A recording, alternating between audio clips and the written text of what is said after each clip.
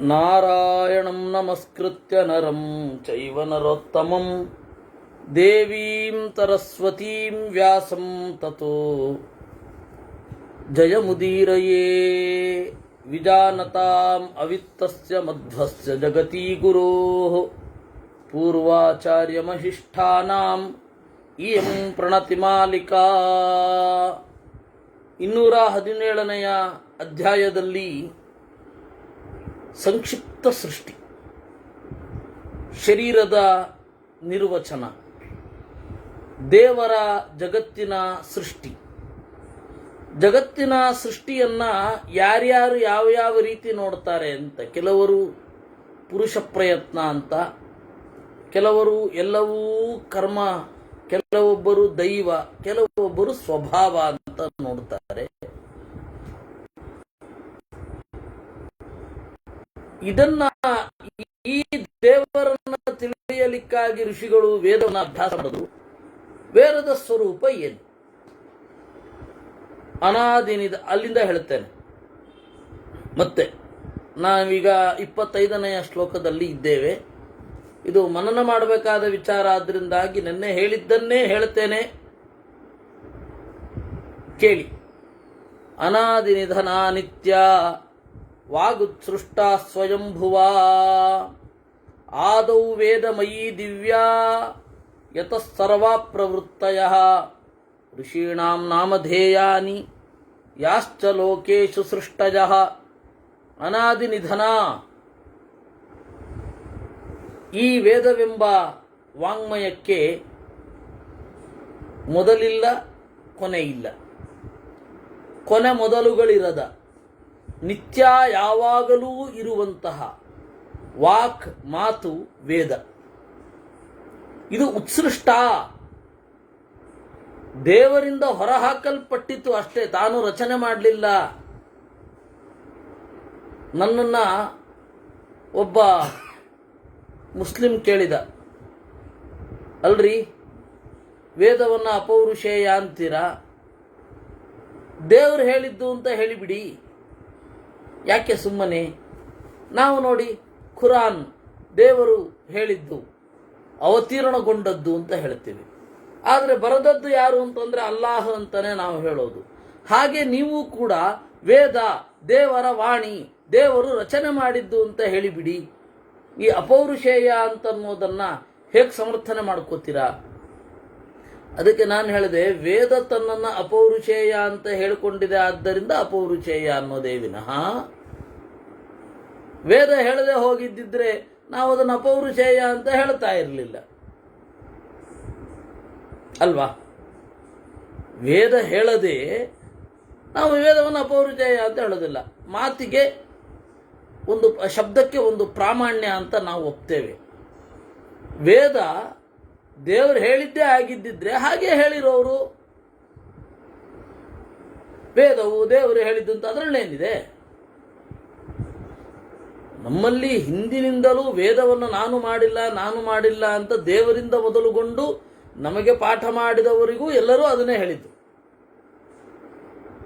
ವೇದಾಂತ ಕೃದ್ವೇದ ವಿದೇವಚಾಹಂ ಅಂತ ದೇವರು. ವೇದಾಂತ ಕೃತ್, ಬ್ರಹ್ಮಸೂತ್ರವನ್ನು ರಚನೆ ಮಾಡಿದವ, ವೇದವನ್ನು ಪಡೆದವ.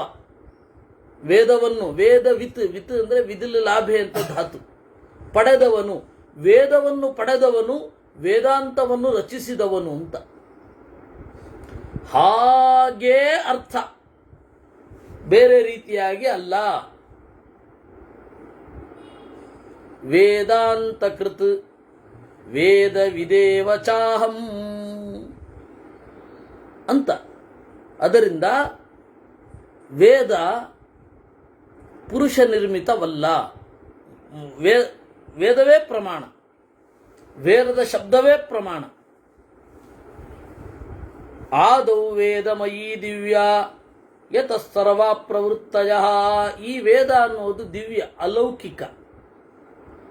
ದಿವ್ಯ ಅಂದ್ರೆ ಲೋಕದ್ದಲ್ಲ, ವೇದ ಅನ್ನೋದು ಅಲೌಕಿಕ. ಯತಃ ಸರ್ವಾ ಪ್ರವೃತ್ತಯಃ, ಇದರಿಂದ ಎಲ್ಲ ಪ್ರವೃತ್ತಿಗಳು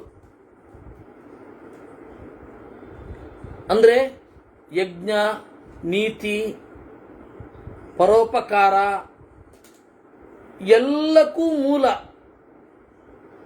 ವೇದವೇ. ಋಷೀಣಾಂ ನಾಮಧೇಯಾನಿ ಯಾಶ್ಚ ಲೋಕೇಶು ಸೃಷ್ಟಯಃ. ಋಷಿಗಳ ಹೆಸರು ಕೂಡ ವೇದದಿಂದಲೇ ಬಂದದ್ದು. ಅದಕ್ಕೆ ನಮ್ಮ ಗುರುಗಳು ಒಬ್ಬ ಋಷಿಯ ಹೆಸರನ್ನ ತೆಗೊಂಡಾಗ ಅದಕ್ಕೆ ಭಗವತ್ಪರವಾಗಿ ಏನು ಅರ್ಥ, ಪ್ರಾಣಪರವಾಗಿ ಏನು ಅರ್ಥ, ಆ ಋಷಿಯ ಪರವಾಗಿ ಏನು ಅರ್ಥ, ಮೂರು ಅರ್ಥವನ್ನು ಹೇಳ್ತಾ ಇದ್ರು. ಅದು ಐತರೇಯ ಉಪನಿಷತ್ತಿನಲ್ಲಿ ಭಾಷ್ಯದಲ್ಲಿ ಮಧ್ವರು ಪ್ರತಿಪಾದಿಸಿದ ಸಂಗತಿ. ಅದರಿಂದಾಗಿ ಋಷಿಗಳ ಹೆಸರು ಕೂಡ ವೇದದಿಂದಲೇ ಬಂದದ್ದು. ಋಷಿಗಳ ಹೆಸರು ಮಾತ್ರ ಅಲ್ಲ, ಯಾಶ್ಚ ಲೋಕೇಶು ಸೃಷ್ಟಯ, ಲೋಕದಲ್ಲಿ ಇರುವ ಪ್ರತಿಯೊಂದು ಪದಾರ್ಥಗಳು, ಆ ಲೋಕದಲ್ಲಿರುವ ಪ್ರತಿಯೊಂದು ಪದಾರ್ಥಗಳು ಕೂಡ ವೇದದಿಂದ ಇರುವನ್ನ ಪಡೆದದ್ದು. ನಾಮರೂಪಂಚ ಭೂತಾನಾಂ ಕರ್ಮಣಾಂಚ ಪ್ರವರ್ತನಂ ವೇದ ಶಬ್ದೇಭ್ಯ ಏವಾದೌ ನಿರ್ಮಿಮೀತೆ ಮಹೇಶ್ವರ. ವೇದಗಳ ಇದು ಜಗತ್ತಿನ ಹೆಸರು, ಪುರುಷನ ಹೆಸರು, ಈ ಜಗತ್ತಿನ ರೂಪ, ಕರ್ಮಗಳಲ್ಲಿ ತೊಡಗುವಿಕೆ ಎಲ್ಲವನ್ನೂ ವೇದದಿಂದಲೇ ಹೊರತೆಗೆದದ್ದು ದೇವರು. ನಾಮಧೇಯ ನಿವರ್ಣಾನಿ ಯಾಶ್ಚ ಲೋಕೇಶು ಸೃಷ್ಟಯಃ ಶರ್ವರ್ಯಂತೇಷು ಜಾತಾನಾಂ ತಾನ್ಯೇ ವೈಭ್ಯೋ ದದಾತ್ಯಜಃ. ನಾಮಧೇಯ ಮೊದಲಾದ ಎಲ್ಲವೂ ಕೂಡ ಹೆಸರು, ಜಗತ್ತಿನ ಪ್ರತಿಯೊಂದು ಪದಾರ್ಥಗಳ ಹೆಸರು ವೇದದಿಂದಲೇ ಬಂದದ್ದು. ಆಮೇಲೆ ನಾವು ಅದನ್ನು ಸಂಕೇತ ರೂಪವಾಗಿ ಮಾಡಿಕೊಂಡಿದ್ದೇವೆ. ಅಂದರೆ ಇಷ್ಟು ಮಾತಿಗೆ ಏನು ಅರ್ಥ ಇದೆ, ಆ ಮಾತನ್ನ ಅದೇ ಅರ್ಥದಲ್ಲಿ ಆಡಬೇಕು ಅನ್ನುವ ವಾಗ್ವ್ರತ ವೇರದ್ದೇ, ಬೇರೆ ಯಾರಿಗೂ ಅದಿಲ್ಲ. ಬೇರೆ ಯಾವ ಭಾಷೆಯವರಿಗೂ ಕೂಡ, ವೈದಿಕರಿಗೆ ಬಿಟ್ಟು ಬೇರೆ ಭಾಷೆಯವರಿಗೆ ಆ ವಸ್ತುವಿನ ಗುಣಕ್ಕೆ ಅನುಗುಣವಾದ ಹೆಸರು ಇರಬೇಕು. ಅದನ್ನು ನಾವು ಆ ಅರ್ಥದಲ್ಲಿ ಬಳಸ್ತೇವೆ ಅಂತ ಯಾರಿಗೂ ಇಲ್ಲ. ಇದೊಂದು ಸಂಗತಿಯೇ ಹೊಸದು. ನಾವೀಗ ಹೇಳಿ ನೋಡೋಣ, ನಮ್ಮನ್ನೇ ಅಪರಿಚಿತರ ಥರ ನೋಡ್ತಾರೆ, ಏನು ಮಾತಾಡ್ತಾ ಇದ್ದಾರೆ ಇವರು ಅಂತ. ಯಾಕೆಂದ್ರೆ ಅಷ್ಟು ಅಪರಿಚಿತ ಆಗಿದೆ ಈ ಕಾನ್ಸೆಪ್ಟ್ ಅಲ್ವಾ. ಅದರಿಂದಾಗಿ ನಾಮಭೇದಾಸ್ತಪಕರ್ಮ ಯಜ್ಞಾಖ್ಯ ಲೋಕಸಿದ್ಧಯೇ ಆತ್ಮಸಿದ್ಧಿಸ್ತು ವೇದೇಶು ಪ್ರೋಚ್ಯತೆ ದಶಭಿಕ್ರಮೈಃ. ನಾಮ, ತಪಸ್ಸು, ಕರ್ಮ, ಯಜ್ಞ, ಆಮೇಲೆ ಇದರಿಂದ ಬರುವ ಲೋಕ, ಆಮೇಲೆ ಇದನ್ನೆಲ್ಲ ವಿಷಯೀಕರಿಸುವ ನಮ್ಮ ಗುರುತು, ನಮ್ಮ ಅರಿವು. ಏಕೆಂದರೆ ನಾಮವನ್ನು ತಿಳಿದುಕೊಳ್ಳುವ ಯಾರು? ಆತ್ಮ, ಜೀವ. ತಪಸ್ಸನ್ನು ಮಾಡುವವ ಯಾರು? ಜೀವ. ಕರ್ಮ ನನಗೆ ಇದು ನನ್ನ ಕರ್ಮ ಅಲ್ಲ ಅಂತ ವೇದ ಹೇಳಿದ್ದನ್ನು ತಿಳಿಯುವವ ಯಾರು? ಜೀವ. ಯಜ್ಞ ನಾನು ಮಾಡಬೇಕು, ಈ ಯಜ್ಞ ನಾನು ಮಾಡಬಲ್ಲೆ ಅಂತ ಅಂದುಕೊಂಡು ವೇದ ಹೇಳಿದಂತೆ ಯಜ್ಞದಲ್ಲಿ ತೊಡಗುವವ ಯಾರು? ಜೀವ. ಈ ಲೋಕವನ್ನು ಪಡೆಯಬೇಕು ಅಂತ ಹೇಳಿ ಹೊರಡುವವನು ಯಾರು? ಜೀವ ಅಲ್ವಾ. ಕಡೆಗೆ ಇವುಗಳನ್ನು ವೇದದ ಮೂಲಕ ತಿಳ್ಕೊಂಡು ತನ್ನನ್ನು ತಾನು ತಿಳ್ಕೊಳ್ತಾನೆ, ಅದು ಜೀವನೇ, ಆತ್ಮಸಿದ್ಧಿ. ಸೊ ನಾಮಸಿದ್ಧಿ, ತಪಸ್ಸಿದ್ಧಿ, ಕರ್ಮಸಿದ್ಧಿ, ಯಜ್ಞದ ಸಿದ್ಧಿ, ಲೋಕದ ಸಿದ್ಧಿ, ಆತ್ಮಸಿದ್ಧಿ, ಎಲ್ಲವನ್ನ ವೇದದಿಂದಲೇ ತಿಳಿಯೋದು. ಯದುಕ್ತಂ ವೇದವಾದೇಶು ಗಹನಂ ವೇದ ದೃಷ್ಟಿಭಿಃ ತದಂತೇಷು ಯಥಾ ದೃಷ್ಟಂ ಕ್ರಮಯೋಗೇನ ಲಕ್ಷ್ಯತೆ. ವೇದದಲ್ಲಿ ಏನನ್ನ ಗಹನ ಅಂತ ಹೇಳಿದ್ದಾರೆ, ಅದನ್ನು ನಾವು ಈಗ ತಿಳ್ಕೊಳ್ಳಿಕ್ಕೆ ಪ್ರಯತ್ನ ಪಡ್ತಾ ಇದ್ದೀವಿ. ಕರ್ಮಜೋಯಂ ಪೃಥಕ್ ಭಾವೋ ದ್ವಂದ್ವಯುಕ್ತೋ ಹಿ ದೇಹಿನಾಂ ಆತ್ಮಸಿದ್ಧಿಸ್ತು ವಿಜ್ಞಾನಾತ್ ಜಹಾತಿ ಪ್ರಾಯಶೋ ಬಲಂ.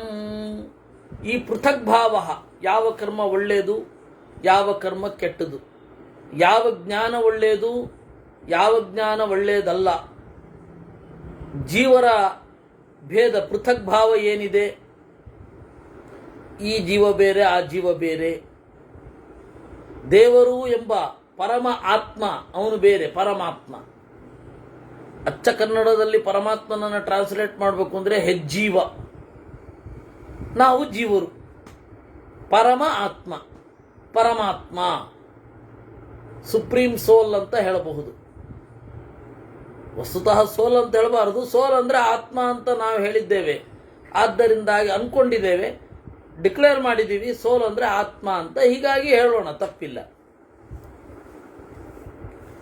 ಈ ತರಹದ ವ್ಯತ್ಯಾಸಗಳು, ಭೇದಗಳು ಗೊತ್ತಾಗೋದೇ ವೇದದಿಂದ. ಇದನ್ನ ತಿಳಿಯೋದ್ರಿಂದ, ಈ ದೇವರನ್ನ ವಿಶೇಷವಾಗಿ ವಿಜ್ಞಾನ ತಿಳಿಯೋದ್ರಿಂದ ಆತ್ಮಸಿದ್ಧಿ, ನಮಗೆ ದುಃಖ ನಿವೃತ್ತಿ. ಆತ್ಮಸಿದ್ಧಿಸ್ತು ವಿಜ್ಞಾನಾತ್ ಚಹಾತಿ ಪ್ರಾಯಶೋ ಬಲಂ. ದ್ವೇ ಬ್ರಹ್ಮಣಿ ವೇದಿತವ್ಯೇ ಶಬ್ದ ಬ್ರಹ್ಮ ಪರಂಚಯತ್ ಶಬ್ದ ಬ್ರಹ್ಮಣಿ ನಿಷ್ಣಾತಃ ಪರಂ ಬ್ರಹ್ಮಾಧಿಗಚ್ಚತಿ. ಅದರಿಂದಾಗಿ ಎರಡು ಹಿರಿದಾದದ್ದನ್ನು ತಿಳಿಯಬೇಕು. ಒಂದು ಶಬ್ದ ಬ್ರಹ್ಮ, ಇನ್ನೊಂದು ಪರಬ್ರಹ್ಮ. ಇದನ್ನ ಮನನ ಮಾಡಬೇಕಾದ ಶ್ಲೋಕ ಅಂತ ನಿನ್ನೆ ನಾನು ಹೇಳಿದ್ದು. ದ್ವೇ ಬ್ರಹ್ಮಣಿ ವೇದಿತವ್ಯೇ, ಹಿರಿದಾದ ಎರಡನ್ನ ತಿಳಿಯಬೇಕು. ಶಬ್ದ ಬ್ರಹ್ಮ ಪರಂಚಯತ್, ಒಂದು ಶಬ್ದ ಬ್ರಹ್ಮ, ಇನ್ನೊಂದು ಪರಬ್ರಹ್ಮ. ಶಬ್ದ ಬ್ರಹ್ಮ ಅಂದ್ರೆ ಶಬ್ದ ಬ್ರಹ್ಮಣಿ ನಿಷ್ಣಾತಃ ಪರಂ ಬ್ರಹ್ಮಾಧಿಗಚ್ಚತಿ.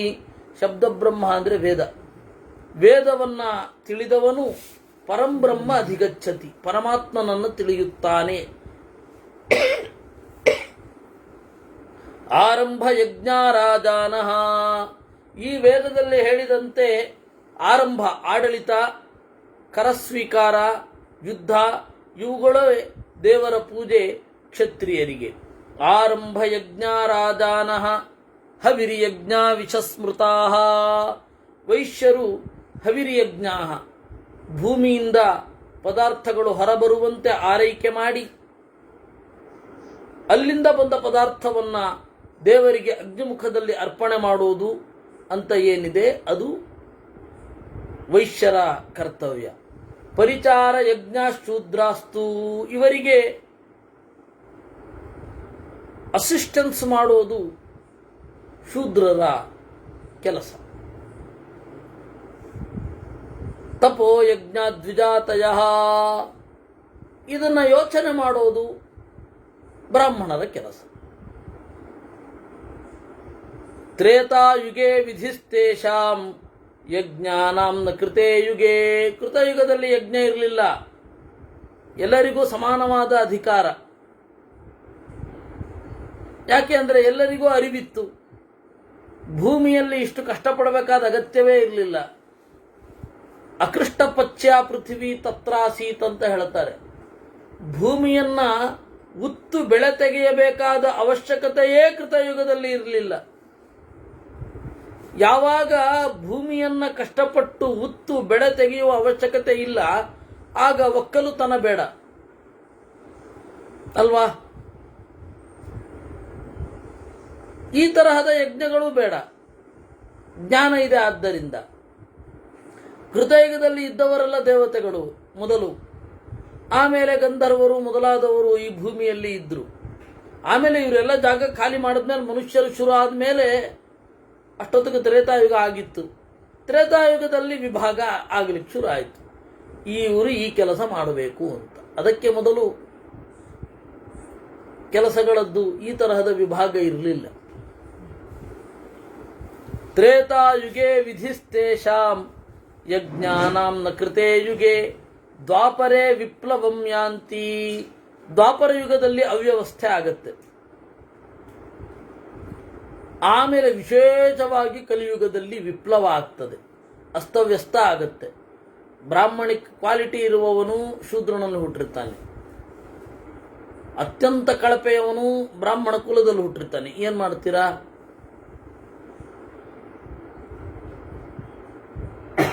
ಹೀಗಾಗಿ ಇದು ಎಲ್ಲ ಹೀಗೆ ಅಂತ ಹೇಳಿ ಬರಲ್ಲ. ಅಪೃಥಕ್ ಧರ್ಮಿಣೋ ಮರ್ತ್ಯಾ ಋಕ್ಸಾಮಾನಿ ಯಜೂಂಸಿ ಚ ಕಾಮ್ಯ ಇಷ್ಟಿ ಪೃಥಕ್ ದೃಷ್ಟಾ ತಪದ್ಭಿಸ್ತಪಯೇವ ಚ ತ್ರೇತಾಯಾಂತು ಸಮಸ್ತಾಸ್ತೆ ಪ್ರಾದುರಾತನ್ ಮಹಾಬಲಾಃ. ಅಪೃಥಕ್ ಧರ್ಮಿಣೋ ಮರ್ತ್ಯಾಃ, ಕೃತಯುಗದಲ್ಲಿ ಅಪೃಥಕ್ ಧರ್ಮಿಣಃ ಎಲ್ಲರೂ ದೇವರ ಅರಿವಿಗೆ ಅರ್ಹರು ಅಂತ ಇತ್ತು. ಋಕ್ಸಾಮಾನಿ ಯಜೂಂಸಿ ಚ, ಋಗ್ವೇದ, ತಾಮವೇದ, ಯಜುರ್ವೇದ ಎಲ್ಲವೂ ಕೂಡ ಒಟ್ಟು ಆಗಿ ಇತ್ತು. ಇದು ವಿದ್ಯೆಯ ಇತಿಹಾಸ. ಇದನ್ನು ಮಧ್ವರು ಅಥರ್ವಣ ಉಪನಿಷತ್ತಿನ ಭಾಷ್ಯದಲ್ಲಿ ಕೃತಯುಗದಲ್ಲಿ ವೇದ ಹೇಗಿತ್ತು, ತ್ರೇತಾಯುಗಕ್ಕೆ ಬರ್ತಾ ಯಾವ ರೀತಿ ಬದಲಾಯಿತು, ಯಾವ ರೀತಿ ದ್ವಾಪರ ಯುಗದಲ್ಲಿ ಅದರ ಟೆಕ್ಸ್ಟ್ ಫಾರ್ಮ್ ಆಯಿತು. ಋಗ್ವೇದ, ಯಜುರ್ವೇದ, ಆ ಮೂಲವೇದ ಅಂತಿತ್ತಂತೆ, ಅಥವಾ ಆದಿವೇದ. ಆಮೇಲೆ ಆ ವೇದಗಳಿಂದಲೇ ಆ ಪದ್ಯವನ್ನು ತೆಗೆದು ಋಗ್ವೇದ, ಗದ್ಯವನ್ನ ಮತ್ತೆ ಯಜುರ್ವೇದದ ಇದು ಯಜುಹು ಅಂತಂದ್ರೆ ಕ್ರಿಯೆಯಲ್ಲಿ ತೊಡಗಿಸುವಿಕೆ, ಅದನ್ನು ತೆಗೆದು ಯಜುರ್ವೇದ, ಆಮೇಲೆ ಅದರಲ್ಲಿರುವ ಗಾನವನ್ನು ತೆಗೆದು ಸಾಮವೇದ ಅಂತ ಮಾಡಿದ್ದು. ಹೀಗೆ ಆಚಾರ್ಯರು ಹೇಳ್ತಾರೆ, ಬುದ್ಧರು ಹೇಳ್ತಾರೆ. ಯಾಕೆ ಆ ಶಾಖೆಗಳಾಯಿತು ಅಂತಂದ್ರೆ ಶಾಖಾಭೇದೋಹಿ ಅಶಕ್ತಿಜಃ. ನಿಜವಾದ ವಿದ್ಯೆಯ ಇತಿಹಾಸವನ್ನು ನೀವು ನೋಡಬೇಕು ಅಂದ್ರೆ ಅಥರ್ವಣೋಪನಿಷತ್ ಭಾಷ್ಯವನ್ನ ನೋಡಬೇಕಾಗತ್ತೆ. ಅಪೃಥಕ್ ಧರ್ಮಿಣೋ ಮರ್ತ್ಯಾ, ಎಲ್ಲ ಮನುಷ್ಯರು ಸಮಾನವಾದ ಧರ್ಮವನ್ನ ಆಚರಣೆ ಮಾಡ್ತಾ ಇದ್ರು ಕೃತಯುಗದಲ್ಲಿ. ಋಗ್ವೇದ, ಯಜುರ್ವೇದ, ಸಾಮವೇದಗಳು ಕೂಡ ಒಂದೇ ಟೆಕ್ಸ್ಟಿನಲ್ಲಿ ಇರ್ತಿತ್ತು. ಕಾಮ್ಯ ಇಷ್ಟಿ ಪೃಥಕ್ ದೃಷ್ಟಾಹ, ಏನನ್ನೋ ಬಯಸಿ ಪೂಜಿಸುವುದೇ ಆಗ ಇರ್ತಿರಲಿಲ್ಲ ಕೃತಯುಗದಲ್ಲಿ. ದ್ವಾಪರ ಯುಗದಿಂದ, ತ್ರೇತಾಯುಗದಿಂದ ಈ ಯಾಗವನ್ನ ಈ ಒಂದು ಬಯಕೆ ತೀರಲಿಕ್ಕಾಗಿ ಮಾಡೋದು ಅಂತ ಇತ್ತು.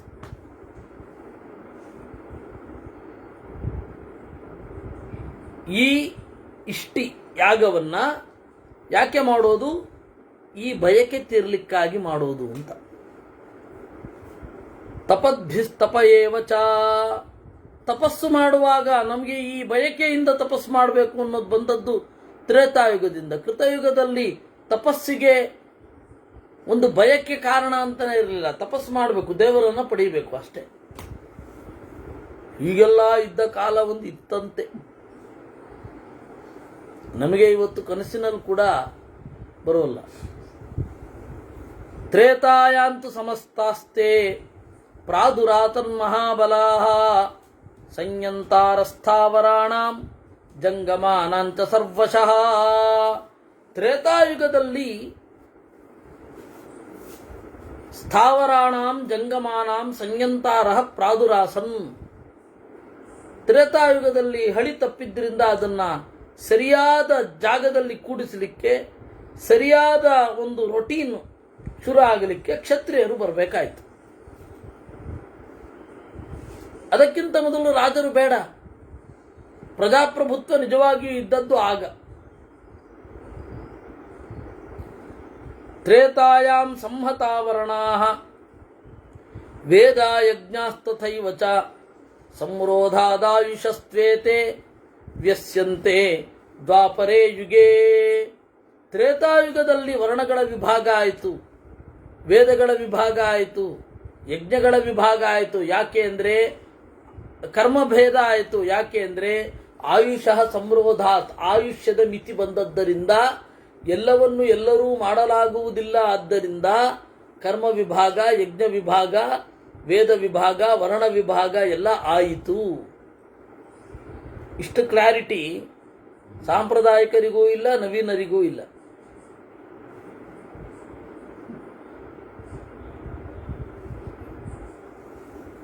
ಅದು ಕೊಡಬೇಕಾಗತ್ತೆ. ನಾ ಅದಕ್ಕೆ ಇಬ್ಬರಿಂದಲೂ ಅಂತರ ಕಾಯ್ದುಕೊಳ್ಳಿ ಅಂತ ಹೇಳೋದು ಯಾಕೆ ಅಂದರೆ ಸತ್ಯ ಕಾಣಬೇಕಿದೆ. ಆದ್ದರಿಂದ ಮಹಾಭಾರತದ ಮಾತು ಇದು, ಯಾವುದು ನಮ್ದಲ್ಲ. ದೃಶ್ಯಂತೆ ನಾಪಿ ದೃಶ್ಯಂತೆ ಇಲ್ಲಿ ತನಕ ಆಗಿತ್ತು. ಇತಿ ಪೂರ್ವ ಕಥಾನುವಾದ 36.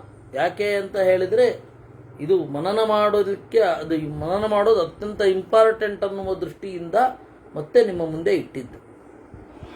ಇಲ್ಲಿಂದ ಇವತ್ತಿನದ್ದು,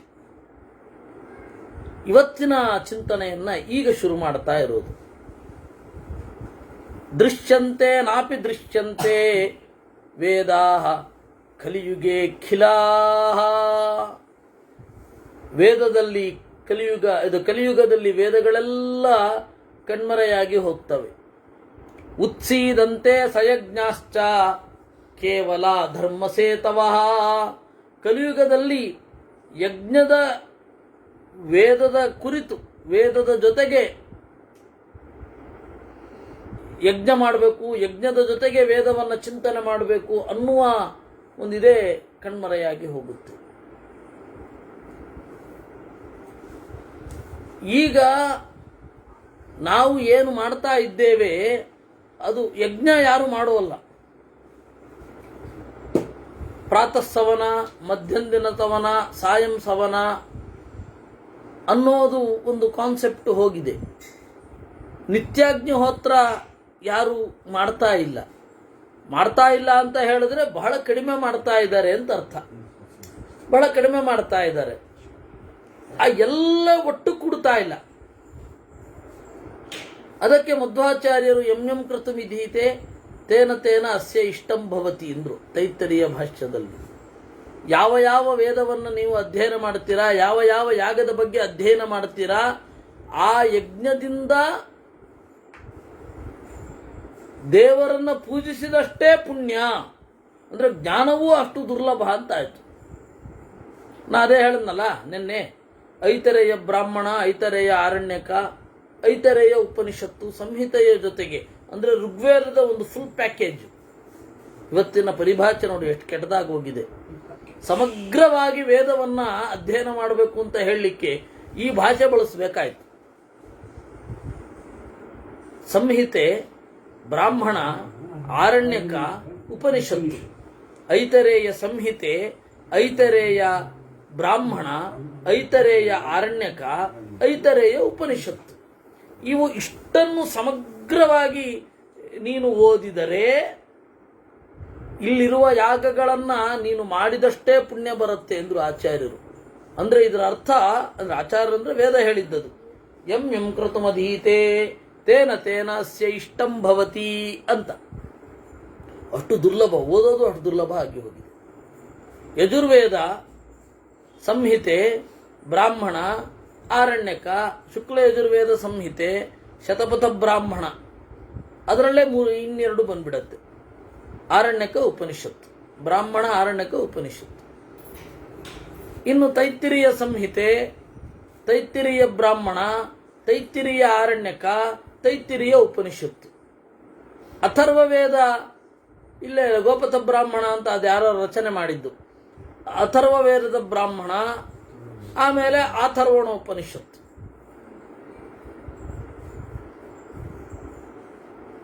ಸಾಮವೇದದ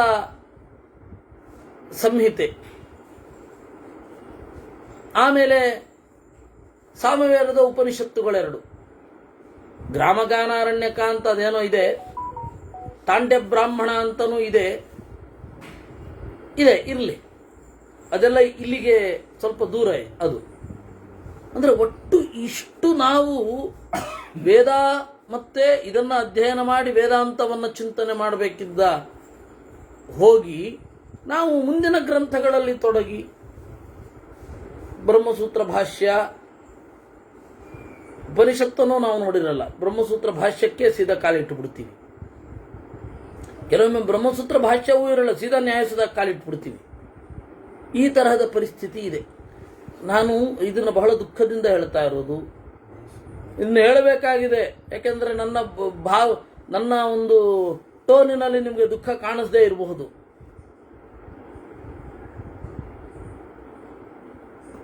ಇದನ್ನ ಕಡೆಗೆ ವಿಬುಧೇಶರು, ಈಗ ಅದಮಾರ ಸ್ವಾಮಿಗಳಿದಾರಲ್ಲ, ಅವರ ಪರಮ ಗುರುಗಳು ಅಥವಾ ಈಗಿನ ದೊಡ್ಡ ಸ್ವಾಮಿಗಳ ಗುರುಗಳು, ಅವರು ಕೂಡ ಹೇಳ್ತಾ ಇದ್ರು, ನನಗೆ ಈ ಪಾಠ ಪದ್ಧತಿಯ ಬಗ್ಗೆ ತೀವ್ರ ಭಿನ್ನಾಭಿಪ್ರಾಯ ಇದೆ.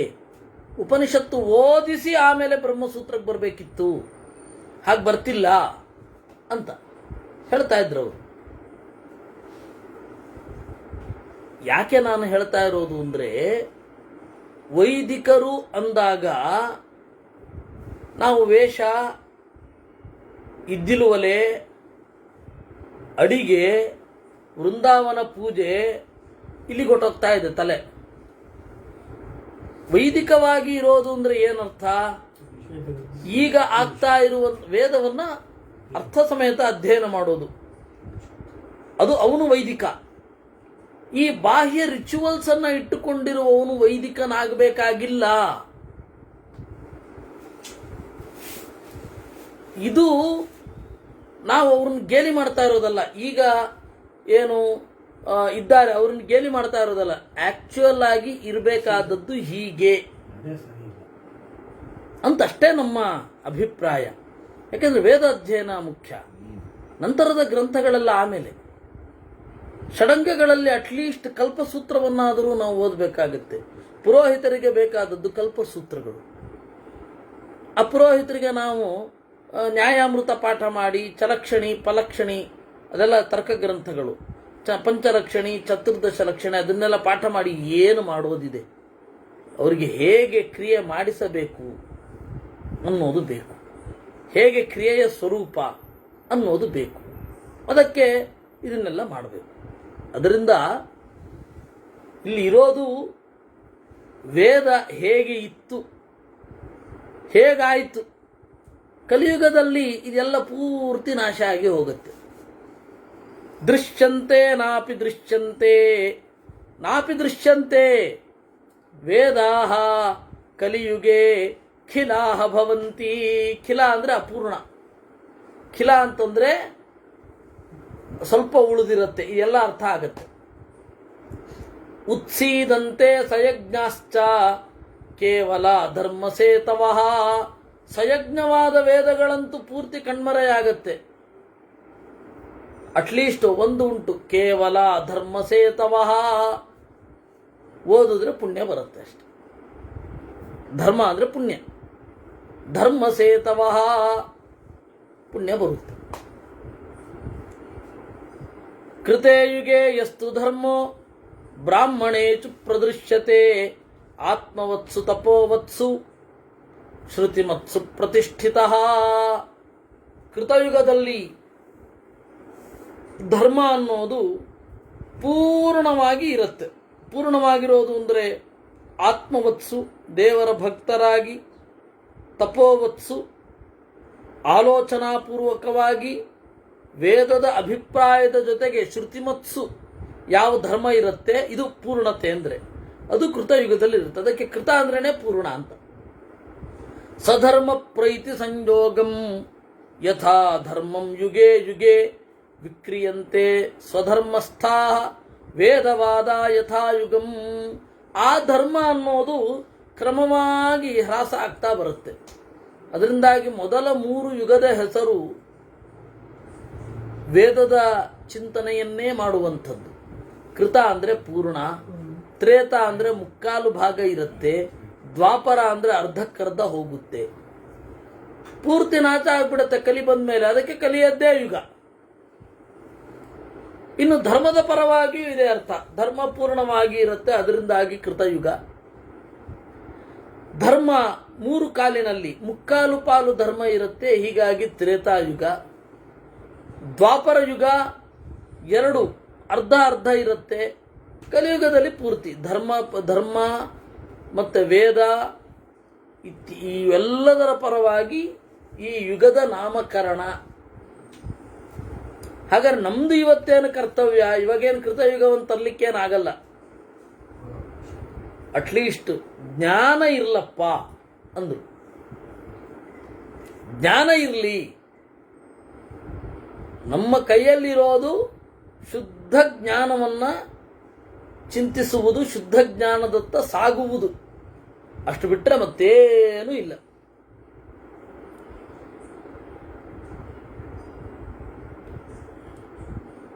ಯಥಾ ವಿಶ್ವಾನಿ ಭೂತಾನಿ ವೃಷ್ಟ್ಯಾ ಭೂಯಾಂತಿ ಪ್ರಾವೃಷಿ ಸೃಜ್ಯಂತೆ ಜಂಗಮಸ್ಥಾನಿ ತಥಾ ಧರ್ಮ ಯುಗೇ ಯುಗೇ.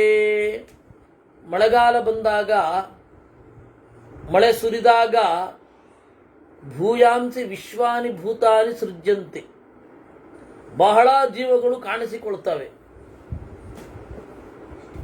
ಹುಲ್ಲಾಗಿ, ಹುಲ್ಲಿನ ಮೇಲಿನ ಫಂಗಸ್ ಆಗಿ ಬಹಳ ಜೀವಗಳು ಕಾಣಿಸಿಕೊಳ್ತವೆ. ಕ್ರಮೇಣ ಇದು ಮಳೆಗಾಲ ಹೋಗ್ತಿದ್ದ ಹಾಗೇನೆ ಜೀವಿಗಳೆಲ್ಲ ಕಾಣಲ್ಲ. ಆ ರೀತಿ ವೇದಾದಿಗಳು ಕಾಣುತ್ತೆ ಕೃತಯುಗದಲ್ಲಿ. ಕ್ರಮೇಣ ಚಳಿಗಾಲದಲ್ಲಿ ಒಂದು ಸ್ವಲ್ಪ ಜೀವ ಇರುತ್ತೆ. ಆಮೇಲೆ ಸ್ಥಾವರ ಹುಲ್ಲು ಮೊದಲಾದವುಗಳು ಇದು ಬೇಸಿಗೆಯಲ್ಲಿ ಬರಡಾಗ್ತದೆ. ಆ ರೀತಿ ಯಥರ್ಥುಷು ಋತುಲಿಂಗಾನಿ ನಾನಾ ರೂಪಾಣಿ ಪರ್ಯಯೇ ದೃಶ್ಯಂತೆ ತಾನಿ ತಾನ್ಯೇವ ತಥಾ ಬ್ರಹ್ಮ ಹರಾದಿಷು.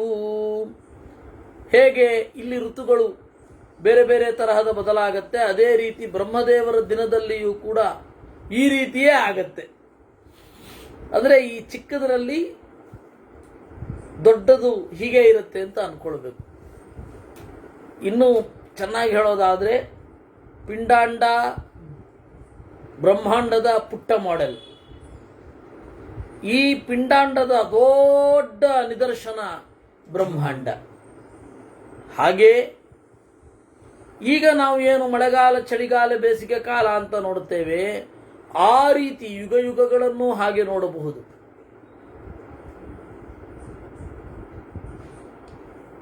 ಅರಿವನ್ನು ಹಾಗೆ ನೋಡಬಹುದು. ಜ್ಞಾನ, ಧರ್ಮವನ್ನೂ ಹಾಗೆ ನೋಡಬಹುದು. ಇದನ್ನೆಲ್ಲವನ್ನು ಹೀಗೆ ನೋಡಬಹುದು. ವಿಹಿತಂ ಕಾಲನಾನಾತ್ವಂ ಅನಾದಿ ನಿಧನಂ ತಥಾ ಕೀರ್ತಿತಂ ಯತ್ಪುರಸ್ತಾತ್ತೆ ತತ್ಸೂತೆ ಚಾತ್ತಿ ಚಪ್ರಜಾಹ. ವಿಹಿತಂ ಕಾಲನಾನಾತ್ವಂ, ಈ ರೀತಿ ಭಿನ್ನ ಭಿನ್ನವಾದ ಕಾಲ, ಅನಾದಿ ನಿಧನ. ಕೀರ್ತಿತಂ ಯತ್ಪುರಸ್ತಾತ್ತೆ, ಈ ಹಿಂದೆ ಹೇಳಿದ್ದೆ ಅದನ್ನ. ಆ ತತ್ ಬ್ರಹ್ಮ ಏನಿದ್ದಾನೆ, ಸೂತೆ ಹೆರುತ್ತಾನೆ, ಹೆತ್ತದ್ದನ್ನ ಅವನೇ ಅತ್ತಿ ಉಣ್ಣುತ್ತಾನೆ. ಏತದ್ಧಿ ಪ್ರಭವಸ್ಥಾನಾಂ ಭೂತಾನಾಂ ಸಂಯಮೋ ಯಮಃ ಸ್ವಭಾವೇನೈವ ವರ್ತಂತೆ ದ್ವಂದ್ವಯುಕ್ತಾನಿ ಭೂರಿಶಃ. ಏತದ್ಧಿ ಪ್ರಭವಸ್ಥಾನಂ, ಈ ದೇವರಲ್ಲವೇ ಹುಟ್ಟಿಸಿದ್ದು. ಸಂಯಮಃ, ಇವನಲ್ಲವೇ ಪಾಲಿಸುವುದು. ಯಮಃ, ಕಡೆಗೆ ನಿಗ್ರಹಿಸುವುದು. ಅದರ ಜೊತೆಗೆ ಈ ಜಂತುಗಳ ಸ್ವಭಾವವೂ ಇರುತ್ತೆ. ದ್ವಂದ್ವಯುಕ್ತವಾಗಿ ಸೋಲು ಗೆಲುವು, ಏರು ತಗ್ಗು, ಏರು ಇಳಿತ ಎಲ್ಲ. ಸರ್ಗಕಾಲ ಕ್ರಿಯಾವೇದಾ ಕರ್ತ ಕಾರ್ಯಂ ಕ್ರಿಯಾಫಲಂ ಪ್ರೋಕ್ತಂತೆ ಪುತ್ರ ಸರ್ವಂ ವೈ ಯನ್ಮಾಂ ತ್ವಂ ಪರಿಪೃಚ್ಛಸಿ. ನೋಡಪ್ಪ, ಇದ್ರ ಬಗ್ಗೆ ಎಲ್ಲವನ್ನೂ ಹೇಳಿ ಆಯಿತು. ಸರ್ಗ ಅಂದರೆ ಸೃಷ್ಟಿ, ಕಾಲ ಈ ಸೃಷ್ಟಿಯ ಅನುಭವ. ಇದಕ್ಕೊಂದು ಆದಿ ಅಂತ್ಯ ಅಂತ ಇರುತ್ತಲ್ಲ, ಅದೇ ಕಾಲ, ಟೈಮ್. ಕ್ರಿಯಾ, ದೇವರ ಕ್ರಿಯೆ ಹೇಗಿರುತ್ತೆ. ವೇದ, ಇದರ ಅರಿವನ್ನು ಕೊಡುವಂತಹ ಸಾಹಿತ್ಯ. ಕರ್ತ, ಮಾಡುವ ದೇವರು. ಕಾರ್ಯ, ಹುಟ್ಟುವ ವಸ್ತು, ಕ್ರಿಯೆಯ ಫಲ ಎಲ್ಲವನ್ನೂ ಹೇಳಿದ್ದೇನೆ. ನೀನು ಕೇಳಿದ್ದೆಲ್ಲ ಹೇಳ್ಬಿಟ್ಟಿದ್ದೀನಿ. ಇದು ಸಂಕ್ಷಿಪ್ತವಾಗಿ ಹೇಳಿದ್ದೇನೆ. ಇದನ್ನ ನೀನು ವಿಸ್ತಾರದಲ್ಲಿ ತಿಳ್ಕೊ. ಪ್ರತ್ಯಾಹಾರಂತು ವಕ್ಷ್ಯಾಮಿ ಶರ್ವರ್ಯಾದೌ ಗತೆ ಹನಿ ಯಥೇದಂ ಕುರುತೇಧ್ಯಾತ್ಮಂ ಸುಸೂಕ್ಷ್ಮಂ ವಿಶ್ವಮೀಶ್ವರ. ಇದನ್ನ ಸೃಷ್ಟಿಯ ಪ್ರವೃತ್ತಿಯನ್ನು ಹೇಳಿದ್ದೇನೆ. ಇನ್ನು ಪ್ರತ್ಯಾಹಾರ, ಉಪಸಂಹಾರ ಅದನ್ನು ಹೇಳುತ್ತೇನೆ. ಪ್ರಳಯ ಹೇಗಾಗತ್ತೆ ಅಂತ ಹೇಳ್ತೇನೆ ಮುಂದೆ. ಸಂಕ್ಷಿಪ್ತವಾಗಿ ಈಗ ಹೇಳೋದಾದರೆ ಅದು ಮುಂದಿನ ಅಧ್ಯಾಯಕ್ಕೆ ಹೋಗುತ್ತೆ. ಸಂಕ್ಷಿಪ್ತವಾಗಿ ಹೇಳೋದಾದರೆ ದಿವಿ ಸೂರ್ಯಾಸ್ತಥಾ ಸಪ್ತ ದಹಂತಿ ಶಿಖಿನೋರ್ಚಿಷ ಸರ್ವಮೇತತ್ತದರ್ಚಿರ್ಭಿಃ ಪೂರ್ವಂ ಜಾಜ್ವಲ್ಯತೆ ಜಗತ್. ಆಕಾಶದಲ್ಲಿ ಸೂರ್ಯ ಮಧ್ಯಾಹ್ನ ನಡು ಹಗಲು ಸುಟ್ಟು ಬಿಡುತ್ತಾನೆ. ಬೆಳಗ್ಗೆ ಹಿಮವನ್ನು ಕೊಡ್ತಾನೆ, ಆಮೇಲೆ ಕಣ್ಮರೆಯಾಗ್ತಾನೆ. ಹಾಗೆ ದೇವರು ಈ ಜಗತ್ತಿಗೆ ದೊಡ್ಡ ಮಟ್ಟದಲ್ಲಿ ಅದನ್ನೆಲ್ಲ ಮಾಡ್ತಾನೆ ಅಂತ ತಿಳ್ಕೊ.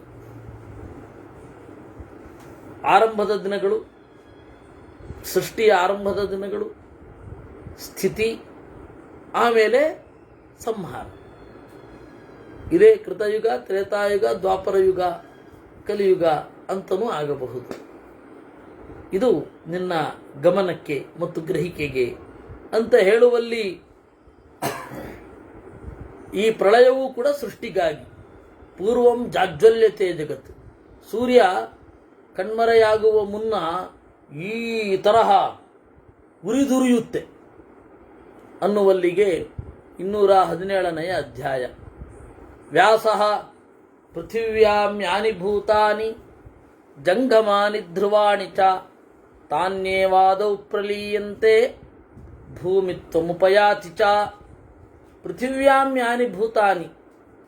ವೇದವ್ಯಾಸರು ಶುಕಾಚಾರ್ಯರಿಗೆ ಪ್ರಳಯದ ಬಗ್ಗೆ ಏನು ಹೇಳ್ತಾ ಇದ್ದಾರೆ ಅದನ್ನು ಭೀಷ್ಮಾಚಾರ್ಯರು ಹೇಳ್ತಾ ಇದ್ದಾರೆ. ನೋಡಪ್ಪ, ಭೂಮಿಯಲ್ಲಿ ಓಡಾಡುವ ಪದಾರ್ಥ, ಓಡಾಡದ ಪದಾರ್ಥ ಹುಟ್ಟುತ್ತವೆ. ಅದು ಮೊದಲು ಭೂಮಿಯ ಒಳಗಡೆ ಇರ್ತವೆ, ಆಮೇಲೆ ಭೂಮಿಯಿಂದ ಹೊರಗಡೆ ಬರ್ತವೆ. ನಾಶ ಆಗಿ ಮತ್ತೆ ಭೂಮಿಯಲ್ಲೇ ಅವುಗಳ ಶರೀರ ಲೀನ ಆಗತ್ತೆ. ತತ ಪ್ರಲೀನೇತರವಸ್ಮಿನ್ ಸ್ಥಾವರೇ ಜಂಗಮೇ ತಥಾ ಅಕಾಷ್ಠಾ ನಿಸ್ತೃಣಾ ಭೂಮಿ ದೃಶ್ಯತೆ ಕೂರ್ಮ ಪೃಷ್ಠವತ್.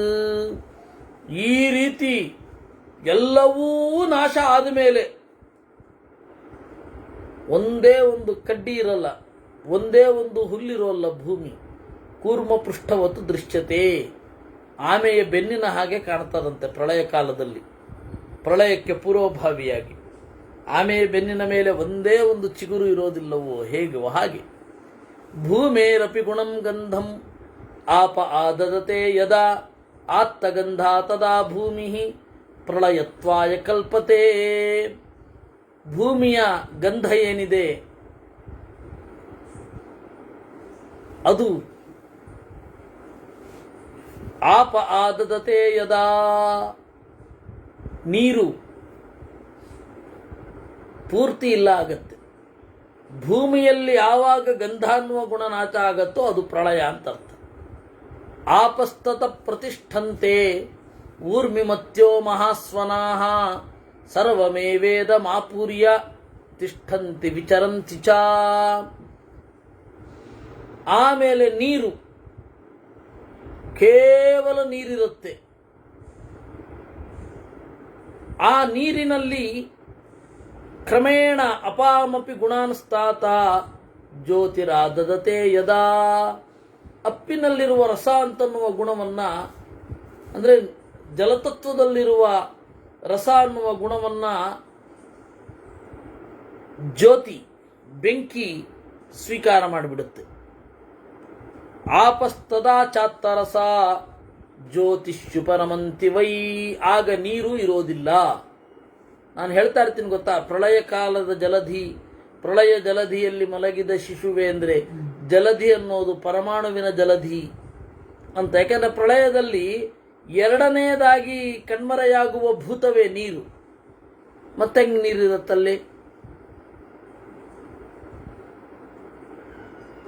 ಜ್ಯೋತಿಷೋಪಿ ಗುಣಂ ರೂಪಂ ವಾಯುರಾದದತೆ ಯದಾ ಪ್ರಶಾಮ್ಯತಿ ತದಾ ಜ್ಯೋತಿ ವಾಯುರ್ದೂಧೂಯತೆ ಮಹಾನ್. ನೀರಿನಿಂದ, ನೀರಿನ ರಸ ಅಂತನ್ನುವ ಗುಣವನ್ನ ಅಗ್ನಿತತ್ವ ಸ್ವೀಕಾರ ಮಾಡಿಬಿಡಿರುತ್ತೆ. ಅಗ್ನಿತತ್ವ ವಿತ್ಡ್ರಾ ಮಾಡಿ ಆದಮೇಲೆ ಕೇವಲ ಗಾಳಿ, ಆ ಗಾಳಿ ಅಗ್ನಿತತ್ವದಲ್ಲಿರುವ ರೂಪವನ್ನ ಗಾಳಿ ಸ್ವೀಕಾರ ಮಾಡಿಬಿಡುತ್ತೆ. ಆಮೇಲೆ ತತಸ್ತು ಮೂಲಮಾಸಾದ್ಯ ವಾಯು ಸಂಭವಮಾತ್ಮನಃ ಅಧಶ್ಚೋರ್ಧ್ವಂಚ ತಿರ್ಯಕ್ಷ ದೋಧವೀತಿ ದಿಶೋದಚ. ಭೂಮಿ ಇಲ್ಲ, ಜಲವಿಲ್ಲ, ಆಮೇಲೆ ಅಗ್ನಿ ಇಲ್ಲ, ವಾಯು ಮಾತ್ರ ಮೇಲೂ ಕೆಳಗೂ ಈ ಸ್ಪೇಸಿನಲ್ಲಿ ಹೋ ಅಂತ ಓಡಾಡ್ತಾ ಇರುತ್ತೆ. ವಾಯೋರಪಿ ಗುಣಂ ಸ್ಪರ್ಶ ಮಾಕಾತಂ ಗ್ರಸತೆ ತದಾ ಪ್ರಶಾಮ್ಯತಿ ತದಾ ವಾಯು ಖಂತು ತಿಷ್ಠತಿ ನಾನದತ್.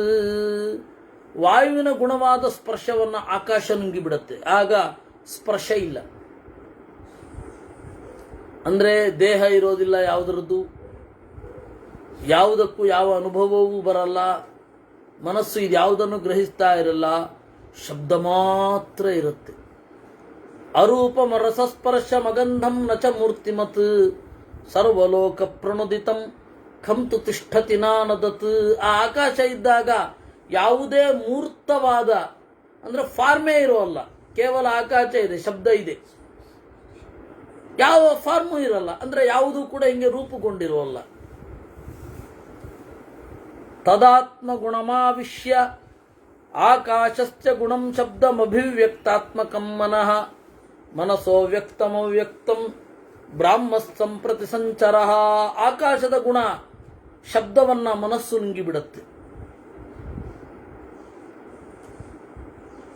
ಆ ಮನಸ್ಸು ಲಕ್ಷ್ಮೀದೇವಿಯದ್ದಾಗಿರುತ್ತೆ.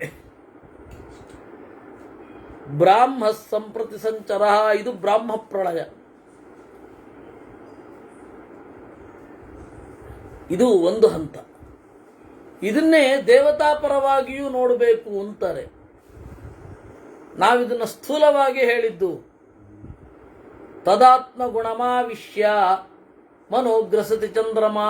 ಇದನ್ನೇ ಇನ್ನಷ್ಟು ಎಕ್ಸ್ಪ್ಲೇನ್ ಮಾಡೋದಾದರೆ, ಆಯಾ ಪದಾರ್ಥಗಳು ಆಯಾ ದೇವತೆಗಳಲ್ಲಿ ಲಯ ಹೊಂದುತ್ತದೆ. ಉದಾಹರಣೆಗೆ ಮನೋಗ್ರಸತಿ ಚಂದ್ರಮಾ, ಮನಸ್ಸು ಚಂದ್ರನಲ್ಲಿ ಲಯ ಹೊಂದುತ್ತೆ. ಮನಸ್ಸು ಪರತೆ ಚಾತ್ಮ ಚಂದ್ರಮಸ್ಯವತಿಷ್ಠತೆ. ತಂತು ಕಾಲೇನ ಮಹತ ಸಂಕಲ್ಪಂ ಕುರುತೆ ವಚೆ. ಆ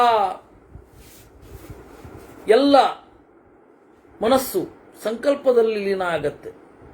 ಚಿತ್ತಂ ಗ್ರಸತಿ ಸಂಕಲ್ಪ, ಚಿತ್ತವನ್ನ ಸಂಕಲ್ಪ ನುಂಗುತ್ತೆ, ಅದನ್ನ ಜ್ಞಾನ ನುಂಗತ್ತೆ. ಆಮೇಲೆ ಆ ವಿಜ್ಞಾನವನ್ನ ಕಾಲ ನುಂಗತ್ತೆ, ಕಾಲವನ್ನ ಬಲ ನುಂಗತ್ತೆ, ಬಲವನ್ನ ಕಾಲಂ ಬಲೆ ಗ್ರಸತಿತು ತಂ ವಿದ್ವಾನ್ ಕುರುತೆ ವಶೇ. ಇದೆಲ್ಲ ಸ್ವಲ್ಪ ಮಟ್ಟಿಗೆ ಛಂದೋಗೋಪನಿಷತ್ತಿನಲ್ಲಿ ಏನು 7ನೆಯ ಅಧ್ಯಾಯದಲ್ಲಿ ಏನು ಹೇಳ್ತಾರೆ, ದೇವತೆಗಳ ತಾರತಮ್ಯವನ್ನ, ನಾಮ ಇತ್ಯಾದಿಗಳನ್ನ ಅದನ್ನು ನೆನಪಿಸುತ್ತೆ. ಇದನ್ನೆಲ್ಲವನ್ನ ವಶದಲ್ಲಿ ಇಟ್ಟುಕೊಳ್ಳೋದು ತದವ್ಯಕ್ತಂ ಪರಂ ಬ್ರಹ್ಮ ತಚ್ಛಾಶ್ವತಮನುತ್ತಮಂ ಏವಂ ಸರ್ವಾಣಿ ಭೂತಾನಿ ಬ್ರಹ್ಮೈವ ಪ್ರತಿಸಂಹರೇತ್. ಹೀಗೆ ಒಟ್ಟು ಎಲ್ಲ ಭೂತಗಳನ್ನು, ಭೂತಾಭಿಮಾನಿಗಳನ್ನು, ಮನಸ್ಸನ್ನು, ಮನೋಭಿಮಾನಿಗಳನ್ನು ಎಲ್ಲವನ್ನ ಉಪಸಂಹಾರ ಮಾಡೋದು ಬ್ರಹ್ಮ. ಇಲ್ಲಿ ಒಂದು ಪ್ರಶ್ನೆ, ಶ್ರೀದೇವಿ ಪ್ರಳಯ ಕಾಲದಲ್ಲಿ ಜಲರೂಪದಿಂದ ಇರ್ತಾಳೆ ಅಂತ ಇದೆಯಲ್ಲ, ಹೇಗೆ? ಕರೆಕ್ಟ್, ಅದು ಶ್ರೀದೇವಿ ಜಲರೂಪದ ಕೇವಲ ಪ್ರಕೃತಿ ಇರುತ್ತೆ ಅಂತ. ಕೇವಲ ಪ್ರಕೃತಿ ಇರುತ್ತೆ, ವಸ್ತು ಇಲ್ಲ ಅಂದ್ರೆ ಏನರ್ಥ? ಪರಮಾಣು ರೂಪವಾಗಿರುತ್ತೆ ಅಂತಾನೆ ಅರ್ಥ, ಆಕಾಶ ರೂಪವಾಗಿರುತ್ತೆ ಅಂತಾನೆ ಅರ್ಥ. ಅದರಿಂದಾಗಿ ಅದನ್ನೇ ಬೇರೆ ತರ ಹೇಳಿದ್ದಾರೆ ಅಷ್ಟೆ.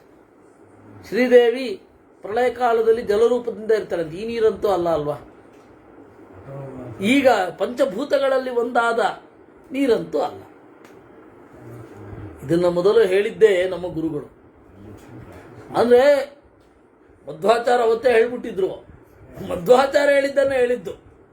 ಫಸ್ಟು ಬೆಂಗಳೂರಿನಲ್ಲಿ ಅವರು ಬರುವಾಗ ಅವ್ರಿಗೊಂದು ಲೆಟರ್ ಬಂದಿತ್ತಂತೆ, ನೀವು ದಯವಿಟ್ಟು ಬಂದು ಶ್ರೀನಿವಾಸ ಕಲ್ಯಾಣವನ್ನು ಹೇಳಬೇಕು ಅಂತ. ಇದಕ್ಕೆ ಇವರು ಮತ್ತೆ ಲೆಟರ್ ಬರೆದ್ರಂತೆ, ಶ್ರೀನಿವಾಸ ಕಲ್ಯಾಣ ಹೇಳೋದಾದ್ರೆ ಬೇರೆಯವರು ಬೇಕಾಷ್ಟು ಜನ ಇದ್ದಾರೆ, ಹೋಗಲಿ, ನಾನು ಭಾಗವತಾದಿಗಳನ್ನು ಹೇಳಬೇಕು ಅಂತ. ಅದಕ್ಕೆ ಅವ್ರು ಮತ್ತೆ ಲೆಟರ್ ಬರೆದ್ರಂತೆ, ಇಲ್ಲ ಭಾಗವತ ಬೇಕಾಷ್ಟು ಜನ ಹೇಳ್ಬಿಟ್ಟಿದ್ದಾರೆ ಅಂತ. ಬೇಕಾಷ್ಟು ಜನ ಹೇಳೋದು ಬೇರೆ, ಬನ್ನಂಜೆ ಹೇಳೋದು ಬೇರೆ ಅಂತೇಳಿ ಮತ್ತೆ ಲೆಟರ್ ಹೋಗಿತ್ತಂತೆ. ಇದನ್ನು ನಾನು 2-3 ಸರ್ತಿ ಕೇಳಿದ್ದೀನಿ. ಆಮೇಲೆ ಉಪನಿಷತ್ತು ಅಂತ ಹೇಳಿ ಮೊದಲು ಶುರು ಆಗಿದ್ದೆ ಅಲ್ಲಿ. ಅಲ್ಲಿಗಿಂತ ಮೊದಲು ಉಪನಿಷತ್ತಿನ ಚಿಂತನೆ ಎಲ್ಲಿತ್ತು? ಅಲ್ಲ, ಈಗಲೂ ಇಲ್ಲ, ಬಹಳ ಕಡಿಮೆ. ಉಪನಿಷತ್ತನ್ನ ಹೇಳ್ತಾರೆ, ಅದನ್ನು ಕೇಳಲಿಕ್ಕಾಗಲ್ಲ ಇವತ್ತು, ಆ ಪರಿಸ್ಥಿತಿ ಇದೆ. ಬಹಳ ಅಪರೂಪ. ಕಠೋಪನಿಷತ್ ಮಾತ್ರ ಹೇಳ್ತಾರೆ, ಅದು ಪಿತೃಪಕ್ಷದಲ್ಲಿ. ಅದರಿಂದಾಗಿ ಇರೋದು ಹೀಗೆ. ಯಥಾವತ್ ಕೀರ್ತಿತಂ ಸಮ್ಯಕ್ ಏವಮೇತದ ಸಂಚಯಂ ಬೋಧ್ಯಂ ವಿದ್ಯಾಮಯಂ ದೃಷ್ಟ್ವಾ ಯೋಗಿಭಿಃ ಪರಮಾತ್ಮನಿ. ಈ ರೀತಿ ಅಸಂಶಯವಾಗಿ ದೇವರೇ ಎಲ್ಲವನ್ನ ಉಪಸಂಹಾರ ಮಾಡಿಕೊಂಡು ಇರ್ತಾನೆ. ಅದೇ ಪ್ರಳಯ. ಏವಂ ವಿಸ್ತಾರ ಸಂಕ್ಷೇಪವು ಬ್ರಹ್ಮಾವ್ಯಕ್ತೆ ಪುನಃ ಪುನಃ ಯುಗ ಸಹಸ್ರಯೋರಾದವು ಅಹೋರಾತ್ರ್ಯಾಸ್ತತೈವ ಚ. ಇದನ್ನೇ ವಿಸ್ತಾರವಾಗಿ ಸಂಕ್ಷೇಪವಾಗಿ ಅನುಸಂಧಾನ ಮಾಡಿ, ಇದು ನಿಮಗೆ ಬಿಟ್ಟದ್ದು. ಇದನ್ನ ಗೊಂದಲ ಮಾಡಿಕೊಳ್ಳದೆ ಇದರಲ್ಲಿಯೇ ಸಂಕ್ಷೇಪ, ಇದರಲ್ಲಿಯೇ ವಿಸ್ತಾರ ಮಾಡಿಕೊಂಡಿರಿ ಅನ್ನುವಲ್ಲಿಗೆ 218ನೇ ಅಧ್ಯಾಯ.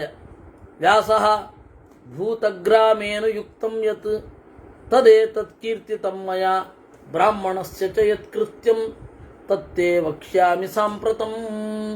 ವೇದವ್ಯಾಸರು ಹೇಳ್ತಾರೆ, ಪಂಚಭೂತಗಳ ವಿಚಾರದಲ್ಲಿ ನಾನು ಹೇಳಿದ್ದೇನೆ, ಇನ್ನು ಬ್ರಾಹ್ಮಣನ ಕೃತ್ಯ ಏನು ಇತ್ಯಾದಿಗಳನ್ನು ಹೇಳ್ತಾ ಇದ್ದಾರೆ. ಬ್ರಾಹ್ಮಣನ ಧರ್ಮವನ್ನು ಈ ಮನುಸ್ಮೃತಿ ಅಂತ ಹೇಳಿ ಬಹಳ